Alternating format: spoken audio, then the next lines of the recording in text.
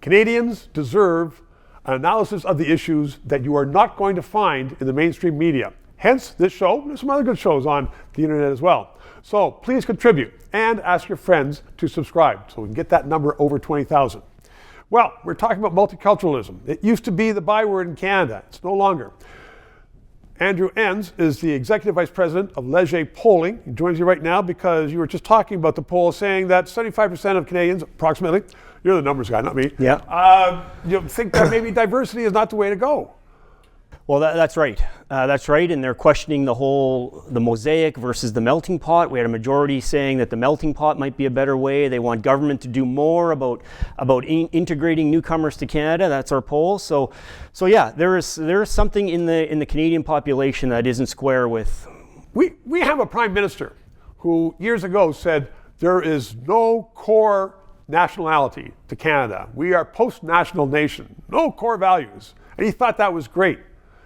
He wants to get reelected. Are we now going to see, or could we be seeing, programs out there that say, be Canadian, and let's just all pull together. And diversity, yeah, that's okay, that's nice, but we want to be real Canadians.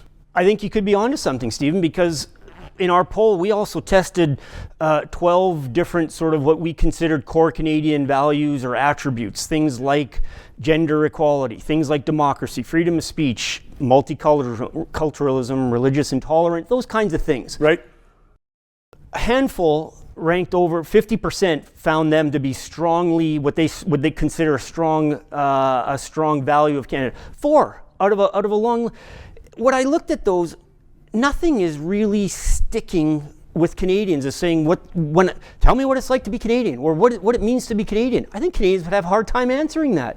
Which is a shame. I know a lot of Canadians are saying, we used to be known as a middle power in the world, always doing the right thing, very decent, generous, welcoming people to our shores, and if you like a certain kind of food, you can have that, but we aren't going to make everybody go into a cookie cutter. Right.